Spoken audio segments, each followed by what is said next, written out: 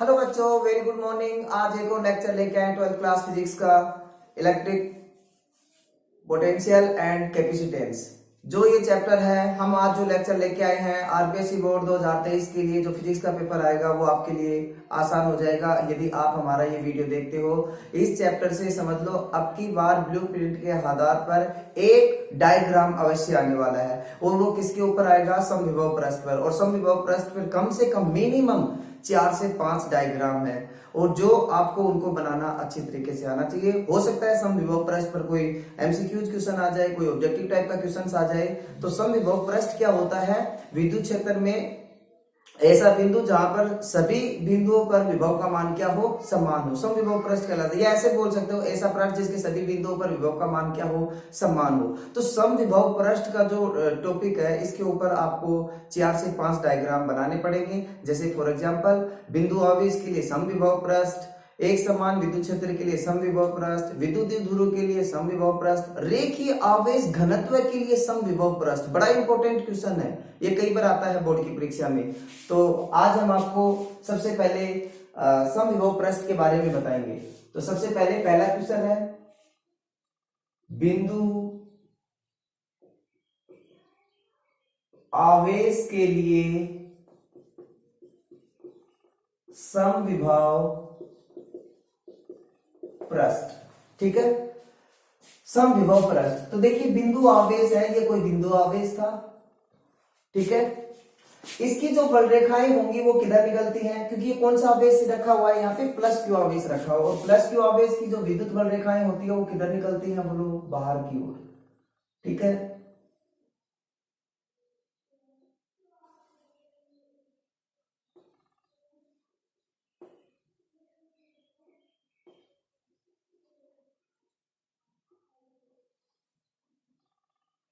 ठीक है, ये सब क्या है?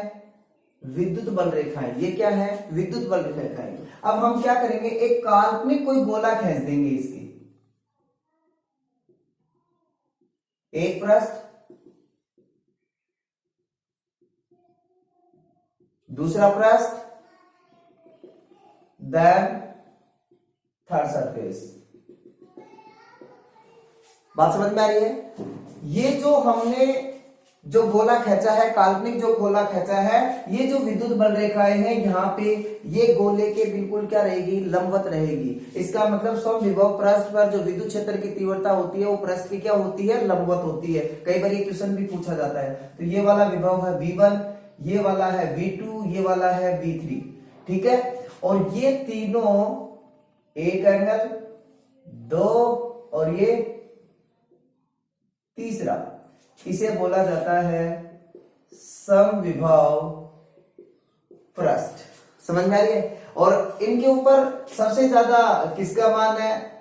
V1 का है, उसके बाद में V2 का, उसके बाद में किसका है? V3। जैसे जैसे हम विद्युत क्षेत्र की ओर दिशा में जाएंगे तो विभव का मान में क्या जाएगी? कमी। पहला डायग्राम कंप्लीट। ठीक है, अगला देखते हैं।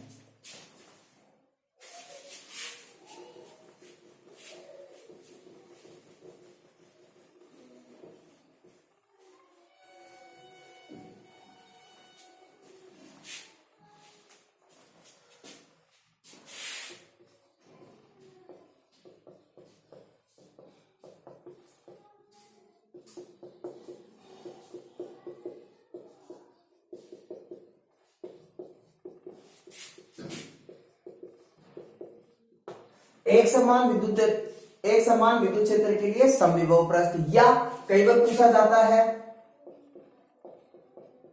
प्लेटों के मध्य विद्युत क्षेत्र, इसका भी समविभव पृष्ठ पूछा जाता है, प्लेटों के मध्य। ठीक है, तो यहां से देखिए प्लेटों के मध्य खींचना है हमें।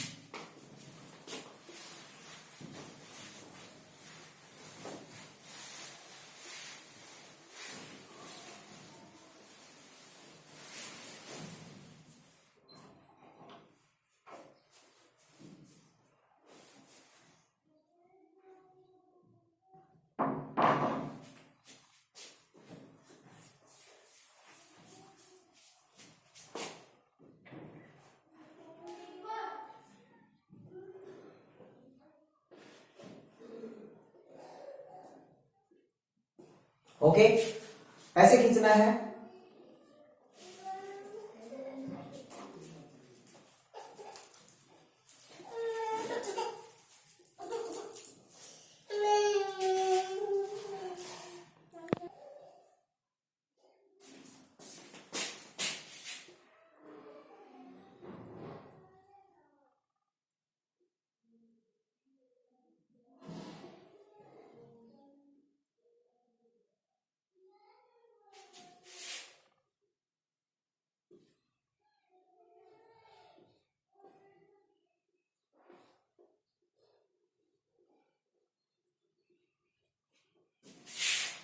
ये अलग अलग पृष्ठ है, और जो ये विद्युत वल रेखाएं इस दिशा में है और पृष्ठ ऐसे है, तो ये कैसी है? लंबवत। कई बार पूछा जाता है विद्युत क्षेत्र समविभव पृष्ठ में विद्युत क्षेत्र जो होता है वो क्षेत्रफल के कैसे होता है? लंबवत होता है। ठीक है, तो ये विभव है V1, ये कौन सा है? V2, ये कौन सा है? बोलो V3। और हम इसको लिख सकते हैं, ये सब क्या है? समविभव पृष्ठ। ठीक है, दो डायग्राम हो गया, राइट। अब तीसरा डायग्राम बनाते हैं। ठीक है, अब देख लीजिए, इसको अच्छी तरीके से प्लीज याद कर लेना। डेफिनेटली अब की बार आ सकता है, 100% की बात कह रहा हूं मैं। आरबीएससी बोर्ड 2023 में फिजिक्स के पेपर में ये वाला क्वेश्चन 100% आ सकता है। ओके, तो प्लीज इसको नोट डाउन कर लीजिए। हो सकता है आपके नोट्सों में तो है ही, लेकिन फिर भी अगर कोई गलती कर रखी है तो उसको ठीक कर लेना। अगला देखते हैं।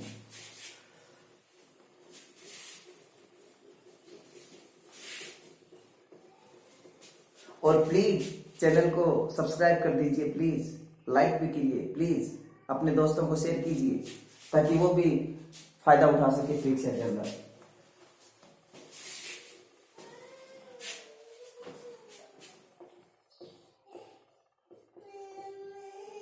विद्युत द्विध्रुव के लिए समविभव पृष्ठ। ठीक है, समविभव पृष्ठ। सॉरी, बीच में मुझे पॉज करना पड़ता है क्योंकि भाई के जो बच्चे हैं वो थोड़े से शरारती टाइप के हैं ना, तो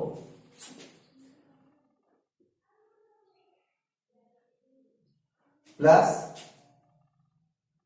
ये वाला माइनस। ओके, इन दोनों को काल्पनिक रेखा से ऐसे मिला दो। ओके, इसकी जो बल रेखाएं होंगी किधर निकलेंगी? बाहर की ओर। ओके, कुछ इस टाइप से बनाना है आपको।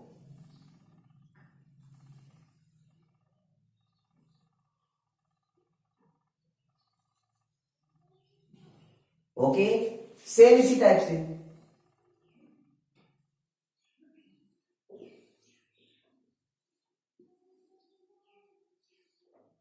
ठीक है, छी कैसे बन जाता है प्राणी ऐसे ही। क्या बात है, चल बेटा ऐसे बन जा तू।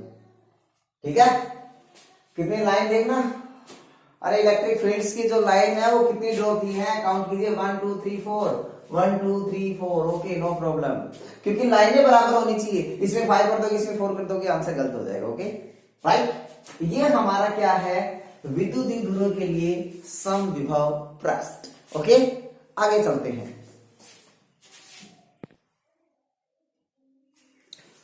किसी रेखीय आवेश के लिए समविभव पृष्ठ।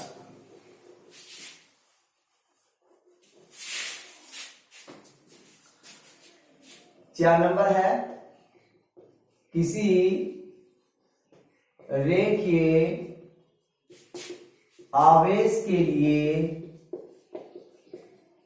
समविभव पृष्ठ। ठीक है, अच्छा रेखीय, अरे आपको पता है। अच्छा, तरंगागर, रेखीय तरंगागर किससे प्राप्त होता है? बोलो। अरे गोलीय तरंगागर प्राप्त हुआ था ना आपको, नहीं पता? क्या बताएं अब आपको, याद होगा? अरे रेखीय तरंगागर किससे प्राप्त होते हैं? नली से जब प्रकाश को गुजारेंगे तो उसे बोला जाता है रेखीय आवेश तरंगागर।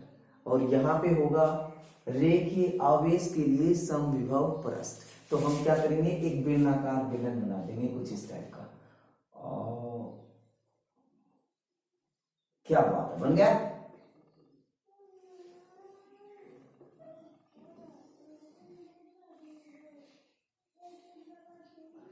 थोड़ा सा ची ची ची ची ची ची, क्या बात है, इसको थोड़ा मैं ऐसे बना देता हूँ ना हल्का सा। ओके, ये कुछ ज्यादा राउंड में आ गया, इतना राउंड की जरूरत है नहीं हमें एक्चुअली में। ओके ठीक है, ये स्लीट, ये इसका मध्य बिंदु है, ठीक है।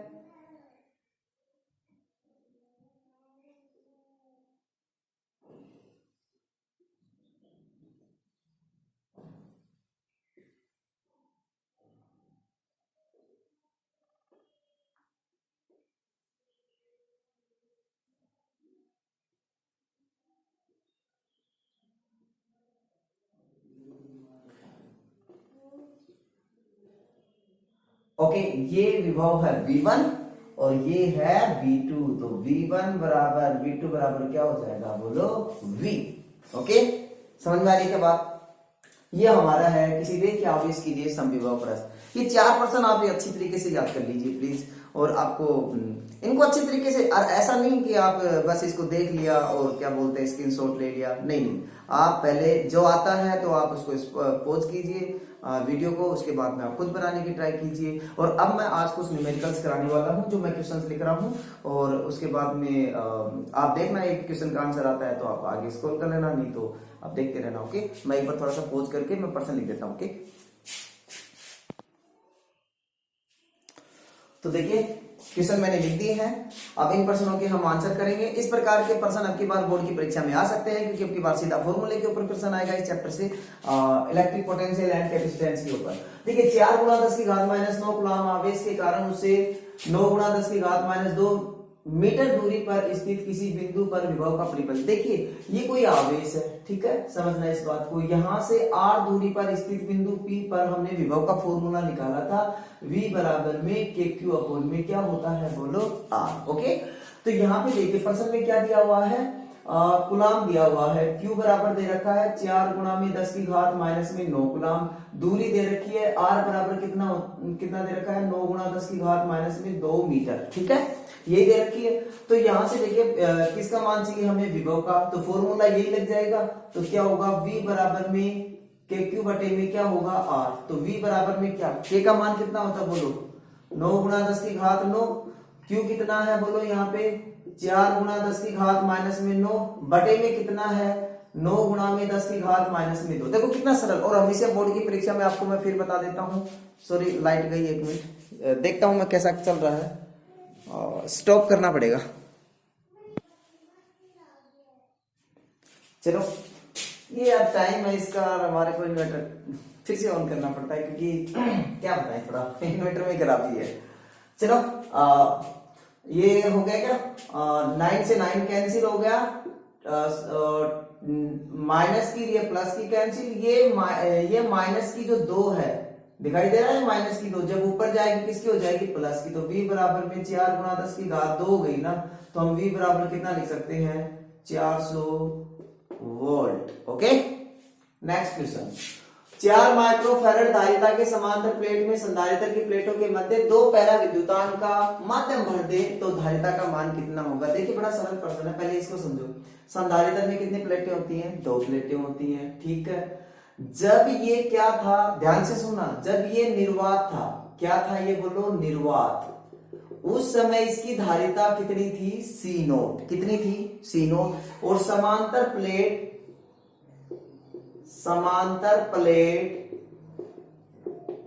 संधारित्र की धारिता C0 इक्वल टू होता है A एप्सिलॉन नॉट बटे में क्या होता है, बोलो D।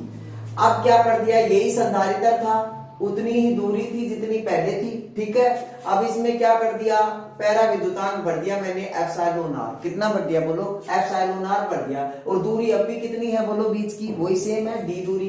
तो ये एप्सिलॉन r भर दिया, तो ये जो संधारित्र की जो प्लेटों का जो धारिता होगी वो किसमें होगी, माध्यम में, तो मैं लिखूंगा Cm, medium of capacitance. Okay, तो Cm बराबर में फॉर्मूला क्या होगा, समांतर प्लेट संधारित्र की धारिता का फॉर्मूला ये, तो यहां होगा A, एप्सिलॉन नॉट की जगह क्या बन जाएगा, बोलो एप्सिलॉन खाली क्या बनेगा बोलो, एप्सिलॉन। ठीक है, और यहाँ एम भी लिख सकता हूं मैं। ओके, अगर आप एम नहीं लगाना चाहते हो तो भी नो प्रॉब्लम। और बटे में दूरी अब भी कितनी है, डी। चूंकि एप्सिलॉन आर बराबर क्या होता है, ये पहला विद्युतांक भर दिया इसमें, तो एप्सिलॉन आर बराबर होता है माध्यम की विद्युतशीलता बटे में निर्वात की विद्युतशीलता का अनुपात। तो क्या होगा, एप्सिलॉन एम बराबर होगा एप्सिलॉन नॉट और एप्सिलॉन आर। तो ये वाला मान यहाँ पे पुटअप करोगे, कहां पे, यहाँ पे। तो सी एम बराबर आ जाएगा ए एप्सिलॉन नॉट बटे में क्या था, डी, और गुणा में क्या है, एप्सिलॉन आर। देखो इतना जो है, इतना जो मान है ये किसके बराबर है बोलो, सी नोट के बराबर है। तो क्या आ जाएगा, सी एम बराबर में सी नोट, अरे क्या कर रहा हूं, सी नोट एप्सिलॉन आर। तो मैं चाहता तो आपको सीधा फॉर्मूला भी बता देता, लेकिन मैंने आपको बता दिया कैसे आता है। ठीक है, अब ध्यान से सुनो, जब भी संधारित्र की प्लेटों के मध्य पैरा विद्युतांक रख दिया जाए तो हमेशा जो फॉर्मूला लिखोगे वो लिखोगे सी एम बराबर में सी नोट एप्सिलॉन आर। ठीक है, ये माध्यम की धारिता है, ये निर्वात की धारिता है, और ये है पैरा विद्युतांक। क्या है बोलो, ये पैरा विद्युतांक। ठीक है, आप फॉर्मूला में देखो कितनी धारिता दे रखी है बोलो। थोड़ा मैं साफ कर दूं एक बार, आप देख लेना इसको थोड़ा। ठीक है, मैं साइड पे हो जाता हूं, आप देख लेना।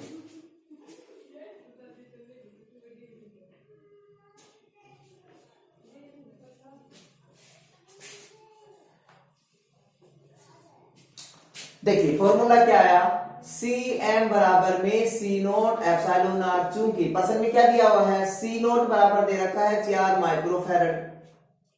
क्या दे रखा है, 4 माइक्रोफैरड। पैरा विद्युतांक एप्सिलॉन आर बराबर कितना दे रखा है, 2। तो सी एम बराबर में ये यहां पे रखोगे 4 गुणा में 2 बराबर में 8 माइक्रोफैरड। धारिता का मात्रक क्या होता है बोलो, फैरड। Correct answer. 2 क्वेश्चन और करा देता हूं, फिर आगे लेके आते हैं कल। हाँ देखिए, एक और क्वेश्चन लेके आए हैं आप लोगों के लिए। दिए गए चित्र में ए व बी के मध्य तुल्य धारिता याद करनी है। क्या करनी है हमें, तुल्य धारिता। पहले मैं आपको कुछ बातें बता देता हूं। जो श्रेणी क्रम होता है ना धारिता का, क्या लिख रहा हूं मैं, अच्छी क्या मैं भी ना ऐसे ही सुबह सुबह चलो, संधारित्र की धारिता कौन से क्रम में बोलो, श्रेणी क्रम में होती है 1/C1 सी। अरे क्या यार, आज तो पता नहीं क्या हो रहा है सुबह सुबह। 1/C1 प्लस में 1/C2 प्लस में 1/C3 सो इनफाइनाइट। ठीक है, यदि 2 संधारित्र श्रेणी क्रम में जुड़े हुए हो उस समय क्या फॉर्मूला लिखोगे, C=C1 प्लस में C2 बटे में C1 प्लस में C2। ओके, समझ में आ रही बात। यदि 2 संधारित्र श्रेणी क्रम में है तो आप ये वाला फॉर्मूला लिखोगे। लिख देता हूं, ओनली फॉर 2 कैपेसिटर, कैपेसिटर। ठीक है, क्या कहेंगे, कैपेसिटर। ओके, अब बात कर लेते हैं हम, ये सीरीज में था, अब पैरेलल की बात करें। पैरेलल में तो बेटा Cp इक्वल टू मैं लिख देता हूं संधारित्रों का समांतर क्रम संयोजन। तो लिख देना बेटा Cp इक्वल टू क्या लिखोगे बोलो, C1 प्लस में C2 प्लस में C3 ऐसे सो इनफाइनाइट। ओके, जितने कैपेसिटर जुड़े हो उतने जोड़ लोगे। ओके, करें स्टार्ट। चलो देखते हैं, मुझे ये बताइए ये दोनों कौन से क्रम में जुड़े हुए हैं, बताइए कौन से क्रम में जुड़े हुए हैं, समांतर क्रम में। तो लिख दूं क्या मैं यहाँ चूंकि लगा के लिख दूं। चलो क्या लिखूंगा बोलो, 4 माइक्रोफैरड व 4 माइक्रोफैरड दोनों समांतर क्रम में है। दोनों कौन से क्रम में है, समांतर क्रम में। तो हम लिखेंगे बेटा समांतर क्रम में Cp बराबर में C1 प्लस में क्या होता है, अरे क्या है यार आज क्या हो रहा है, C2। ओके, Cp बराबर में होगा कितना, 4 प्लस में 4 बराबर में 8 माइक्रोफैरड। ओके, नेक्स्ट ये वाला देखिए, ये दोनों कौन से क्रम में जुड़े हुए? ये वाला, इधर वाला। अरे चीची मैं एक बार साफ कर देता हूँ थोड़ा सा ना। हाँ, क्या मजे आ रहे हैं सुबह सुबह, क्या बात है। सुबह सुबह है ना, मजे कुछ अलग है पढ़ने की। पढ़ते रहो। आहा, 1 माइक्रोफैरड और 1 माइक्रोफैरड दोनों कौन से क्रम में? समान। लिखो, चूंकि 1 माइक्रोफैरड व 1 माइक्रोफैरड दोनों समांतर क्रम में है। ठीक है, दोनों समांतर क्रम में है तो Cp इक्वल टू मैं डायरेक्ट लिख देता हूं 1 प्लस में 1 बराबर में 2 माइक्रोफैरड। आप थोड़ा डायग्राम बनाएंगे। ओके, कहाँ गया डस्टर? एक छोटा सा डस्टर था। ठीक है, हटा दूं मैं इसको थोड़ा सा, आप देख लेना। ओके, इनको हटा देता हूं, जगह नहीं है, स्पेस नहीं है हमारे पास। We have no space to write down this numerical. Okay, चलो क्या, अरे ऐसे खींच दो ना यार, बनाओ जल्दी से यार। क्या तुम बिना ऐसे? ये कितना है बोलो? 8 माइक्रोफैरड। ठीक है, ये कितना हो गया बोलो? 8 माइक्रोफैरड। ओके, ठीक है, इधर आइए। चाहने वाले जरूर देख रहे होंगे क्या सर भी सुबह सुबह बड़े मजे लूटते हैं। अब मेरे को भी कोई काम नहीं है ना। ए और B. Okay, 2 microfarad 2 microfarad.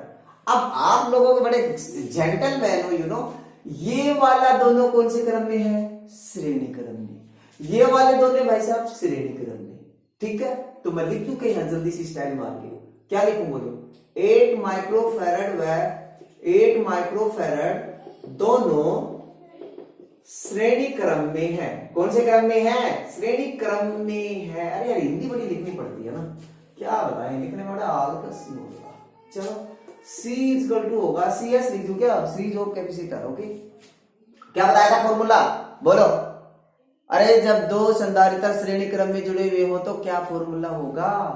Formula होगा C1 गुणा में C2 बटे में C1 प्लस में C2। तो क्या लिखेंगे बच्चा? 8 गुणा में 8 बटे में 8 प्लस में 8 64 बटे में 16 बराबर में 4 माइक्रोफैरड। कितना आया बोल?